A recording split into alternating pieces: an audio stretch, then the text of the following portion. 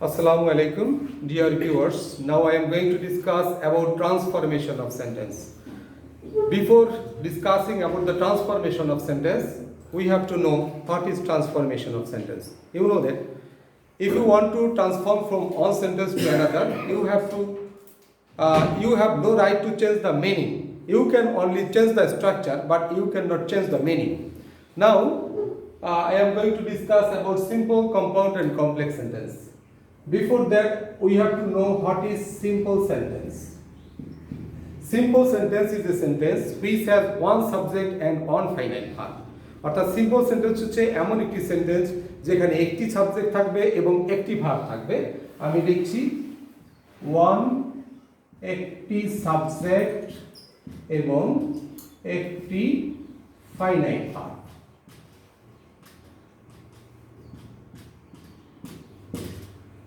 I have already written that in the simple sentence we have only one subject and one finite verb.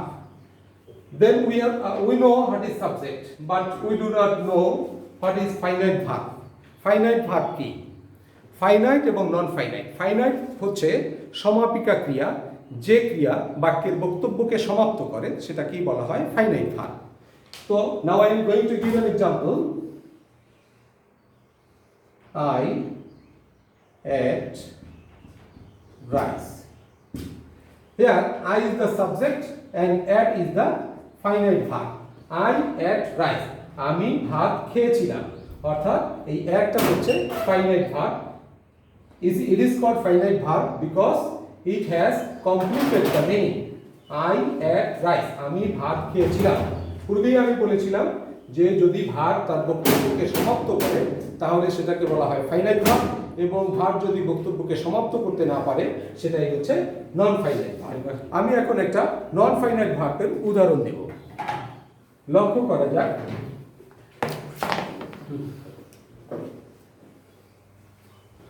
I want to help you. We can see two verbs here, want and help.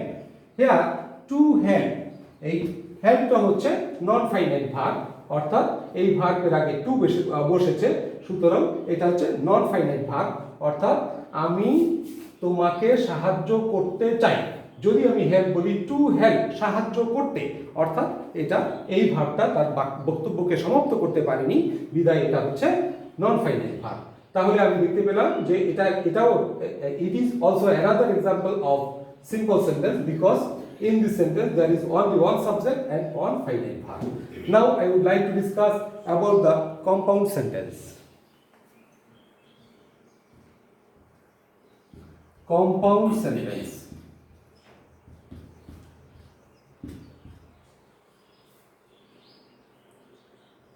I saw a snake and ran away. I saw a snake and ran away. Dear viewers, you can see that this is an example of compound sentence. Here we can see two clauses. One is I saw a snake.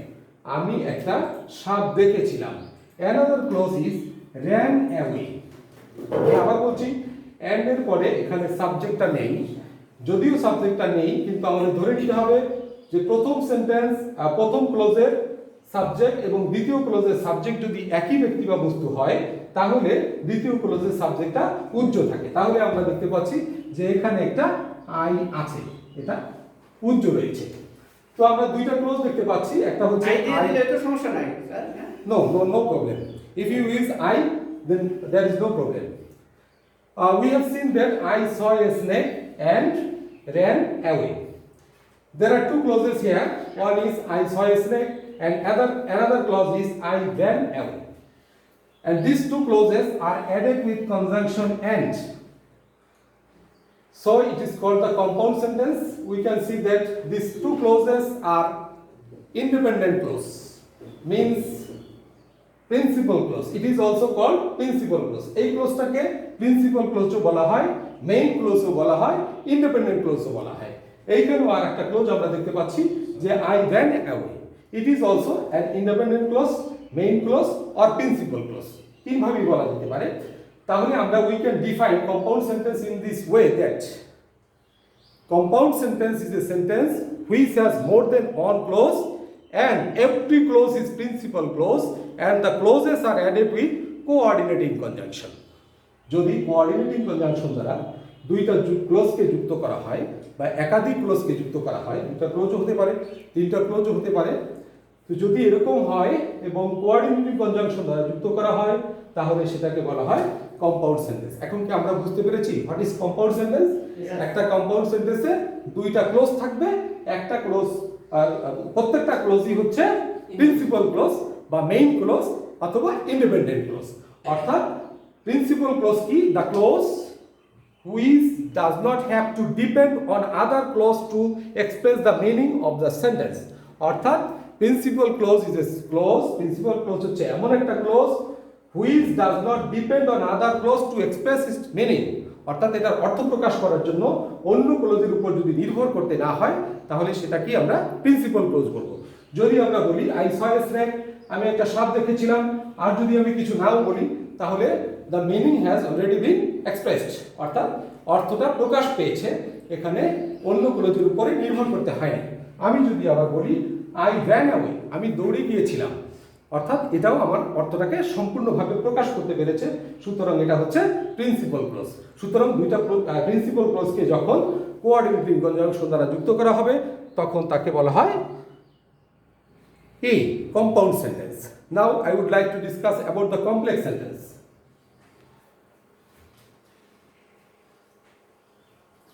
What is complex sentence?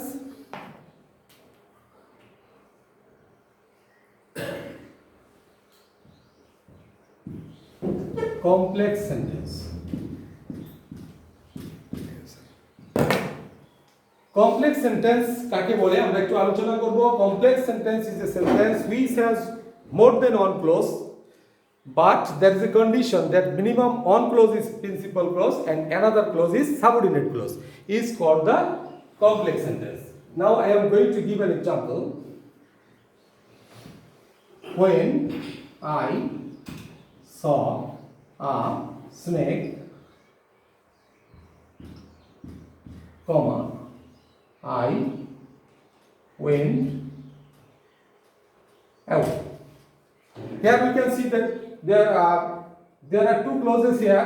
When I saw a snake, and another clause is I went away. Sometimes ago I have discussed that dependent clause and independent clause. When I saw a clause, যদি আমি এই কথাটা বলি when I saw a clause, যখন আমি একটা সাপ দেখেছিলাম, অর্থ প্রকাশ করে না, meaning is not fully expressed here. It depends on the other clause to express its meaning. ইহার অর্থ প্রকাশ করার জন্য অন্য ক্লোজের উপর নির্ভর করতে হয়েছে। অর্থাৎ যখন আমি সাপটি দেখেছিলাম I went away, আমি চলে গেলাম, বা I ran away, আমি চলে গেলাম। তাহলে আমরা দেখতে পাচ্ছি আমি যদি এটা বলি যে I went away, আমি চলে গিয়েছিলাম, meaning is fully expressed, অর্থাৎ সম্পূর্ণ মিনিং বা অর্থ প্রকাশ করতে পেরেছে। যদি সম্পূর্ণ অর্থ প্রকাশ করতে পারে তাহলে এটা কি হবে? Principal clause. আর যদি সম্পূর্ণ অর্থ প্রকাশ করতে না পারে, যে ক্লোজটা তার সম্পূর্ণ অর্থ প্রকাশ করতে পারবে না বা সম্পূর্ণ অর্থ প্রকাশ করার জন্য অন্য কোনো ক্লোজের উপর নির্ভর করতে হয়, তাহলে তাকে বলা হয় সাবঅর্ডিনেট ক্লোজ। তাহলে আমরা দেখতে পাচ্ছি when I saw a snake, এটা হচ্ছে একটা সাবঅর্ডিনেট ক্লোজ, আর I went away এটা হচ্ছে একটা প্রিন্সিপাল ক্লোজ। তাহলে আমরা জানলাম যে in a complex sentence is a sentence which has one principal clause and one dependent clause, অর্থাৎ সাবঅর্ডিনেট ক্লোজ, তাকেই বলা হয় কমপ্লেক্স সেন্টেন্স। কমপ্লেক্স সেন্টেন্স হচ্ছে এমন একটা সেন্টেন্স যে সেন্টেন্সে একটি কি থাকবে? মেইন ক্লোজ থাকবে এবং একটি ডিপেন্ডেন্ট ক্লোজ থাকবে। তাহলে তাকে বলা হয় আমাদেরকে, তাহলে আমরা বুঝলাম যে what is simple sentence, what is compound sentence and what is complex sentence. In a short we can discuss in this way. Simple sentence is a sentence which has one subject and one finite verb. Simple sentence হচ্ছে একটা sentence যে সেন্টেন্সে একটা subject আছে এবং একটা সমাপিকা ক্রিয়া আছে, তাকে বলা হয় সিম্পল সেন্টেন্স। আর কম্পাউন্ড সেন্টেন্স কাকে বলে?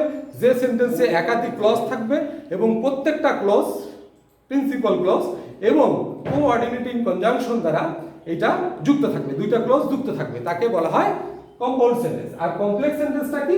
কমপ্লেক্স সেন্টেন্সেও একাধিক ক্লজ থাকবে এবং একটি ক্লজ থাকবে প্রিন্সিপাল ক্লজ এবং একটি ক্লজ থাকবে সাবঅর্ডিনেট ক্লজ। তাহলে আমরা সিম্পল, কম্পাউন্ড এবং কমপ্লেক্স সেন্টেন্সের গঠন আমরা বুঝতে পেরেছি। পজ করেন, পজ। আচ্ছা, ঠিক আছে।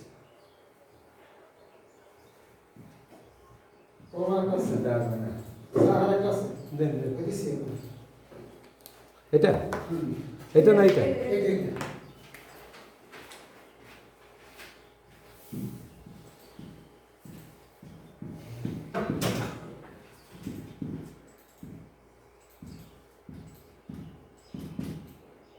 Now I would like to discuss how to change from compound to complex sentence.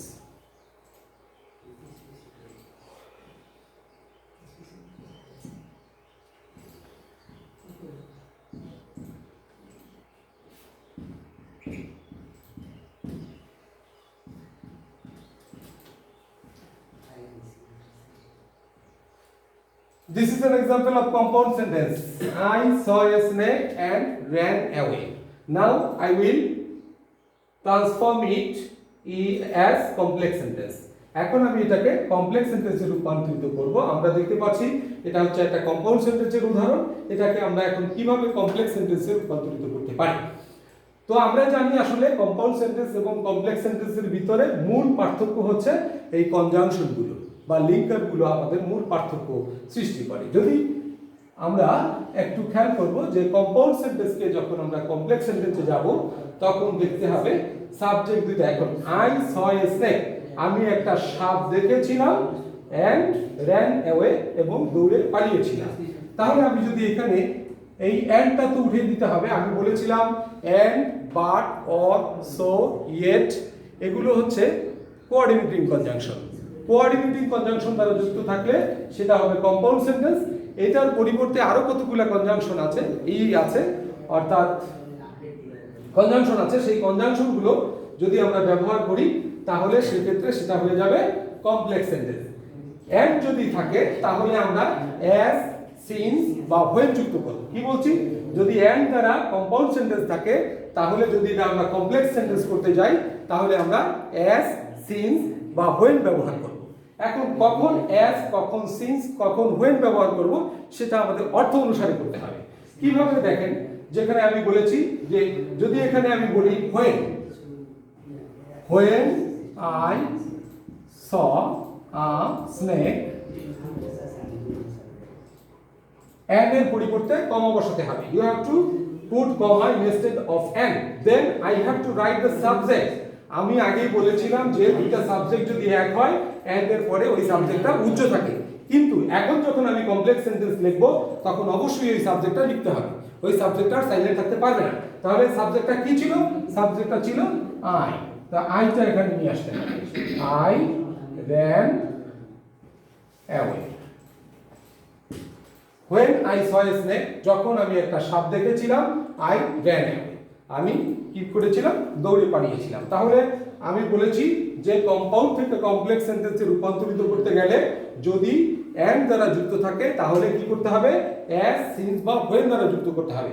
যখন সময় বুঝাবে বা যখন অর্থ প্রকাশ পাবে তখন when, আর যদি কারণ বুঝায় তাহলে as বা since বসাতে হবে। যেমন একটা উদাহরণ দেই, I was ill and could not attend the meeting.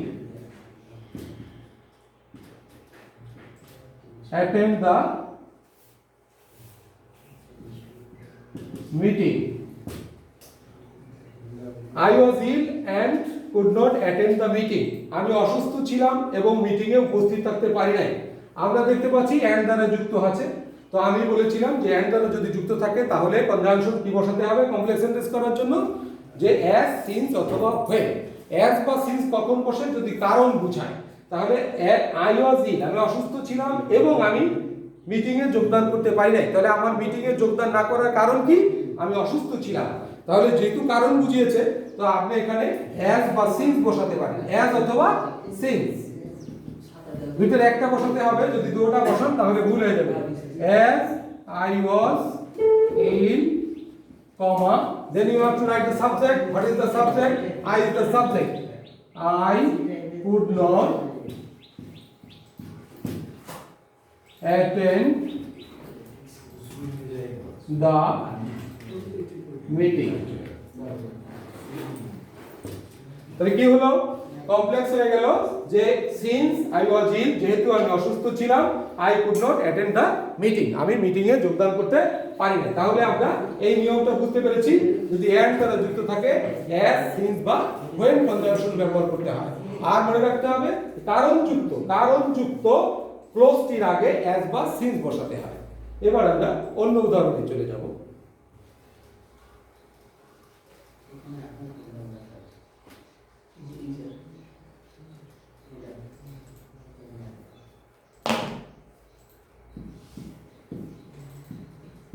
Read regularly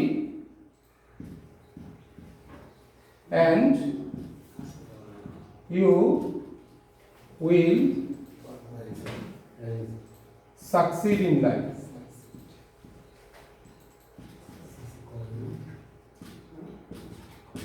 Read regularly and you will succeed in life. এখানেও আমরা দেখতে পাচ্ছি যে and ব্যবহার করা হয়েছে।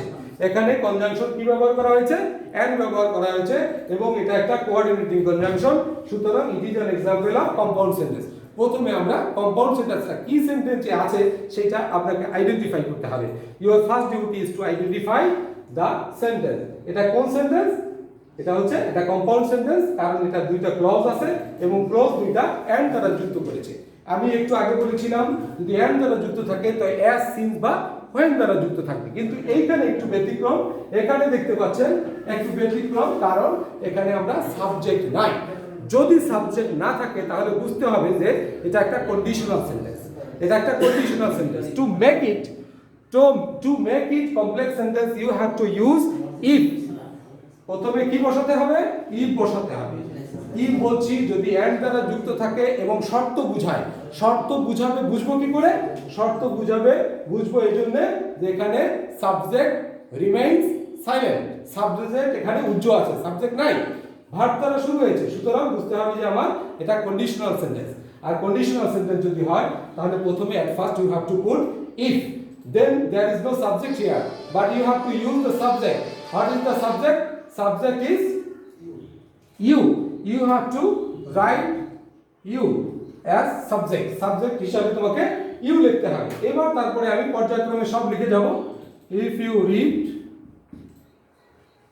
regularly, you have to put comma instead of and এর পরিবর্তে কি দিতে হবে? কমা দিতে হবে। Then you have to write the next clause. You will succeed in life. তাহলে আমরা এখান থেকে দেখতে পেলাম এটা কম্পাউন্ড সেন্টেন্স থেকে আমরা কমপ্লেক্স সেন্টেন্সে রূপান্তরিত করলাম। কিভাবে করলাম? যদি and এখানে যুক্ত আছে সুতরাং এটা কম্পাউন্ড সেন্টেন্স, এবং দেখতে পেলাম যে এখানে সাবজেক্ট নাই। সাবজেক্ট যদি উজ্জ্ব থাকে তাহলে বুঝবো যে এটা কন্ডিশন এক্সপ্রেস করেছে। যদি কন্ডিশন হয় তাহলে if বসাতে হবে। তারপরে কি বসাতে হবে? সাবজেক্ট বসাতে হবে। কিন্তু সাবজেক্ট তো এখানে নাই, তাহলে সাবজেক্ট যখন থাকবে না তখন বুঝতে হবে যে বোথ সাবজেক্ট আর সেম। এই যে ফার্স্ট ক্লোজের সাবজেক্ট এবং সেকেন্ড ক্লোজের সাবজেক্ট সেম বুঝেই এখানে নাই, সুতরাং এই সাবজেক্টটা এখানে নিয়ে আসতে হবে। তারপরে যেটা আছে আমি পরপর বসিয়ে যাব, শুধুমাত্র and এর স্থানে কমা বসাবো, বাকি ক্লোজটা এখানে বসে যাবে। তাহলে এখানে আমরা দেখতে পেলাম এই যে এইটা হচ্ছে সাবঅর্ডিনেট ক্লজ আর এইটা হচ্ছে প্রিন্সিপাল ক্লজ। এই ইফ ইউ রিড রেগুলারলি, যদি তুমি নিয়মিত পড়ো। আর যদি কিছু না বলি, অর্থটা কি এক্সপ্রেস করেছে? অর্থটা প্রকাশ করতে পারে নাই। এই ক্লজটা অর্থ প্রকাশ করতে পারে নাই, বিধায় এটা হচ্ছে কি ক্লজ? Subordinate clause. আর you will succeed in life, তুমি জীবনে জয়লাভ করতে পারবে বা তুমি জীবনে উন্নতি করতে পারবে, এটা হচ্ছে কি? এটা হচ্ছে প্রিন্সিপাল ক্লজ, কারণ এই ক্লজটা অর্থ সম্পূর্ণরূপে প্রকাশ করতে পেরেছে। এবার আমি অন্য একটি উদাহরণ চলে যাব।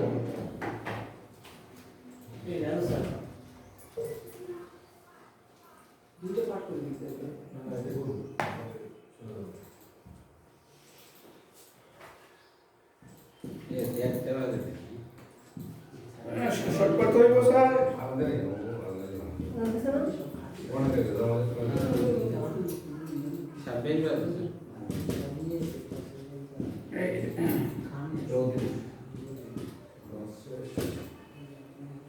Work hard or you will fail to prosper in life, অর্থাৎ কঠোর পরিশ্রম করো তাহলে তুমি জীবনে উন্নতি লাভ করতে ব্যর্থ হবে। এখানে আমরা দেখতে পাচ্ছি অর ব্যবহার করা হয়েছে। আমি বলেছিলাম যে যদি and, but, or, so, yet এগুলো থাকে, এই কনজাংশন গুলো থাকে, তাহলে এটা হলো কোঅর্ডিনেটিং কনজাংশন। আর কোঅর্ডিনেটিং কনজাংশন দ্বারা যখন দুইটা ক্লোজ যুক্ত থাকবে তাহলে এটা কম্পাউন্ড সেন্টেন্স। তাহলে আমরা বুঝতে পেরেছি এটা একটা কম্পাউন্ড সেন্টেন্স। আর কম্পাউন্ড সেন্টেন্সটা যদি অর দ্বারা যুক্ত থাকে তাহলে আপনাকে প্রথমে লিখতে হবে if you do not, if you don't, then you have to write the first clause. What is the first clause? Work hard.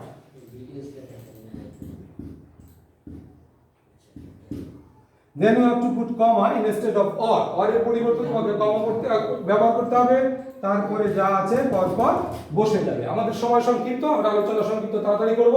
তাহলে work hard or you will fail to prosper in life, অরটা হচ্ছে coordinating conjunction, এটাকে উঠিয়ে দিতে হবে।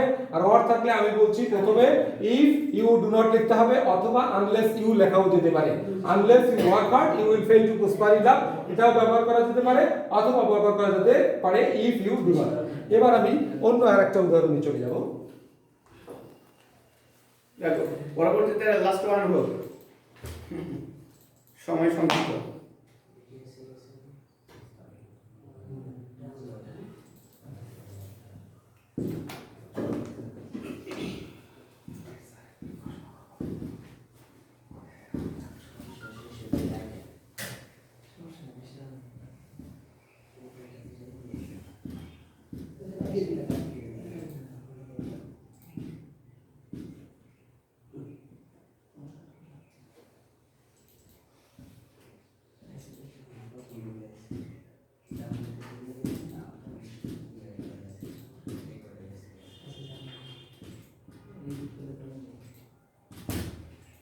He is a brilliant student but he has failed to stand first.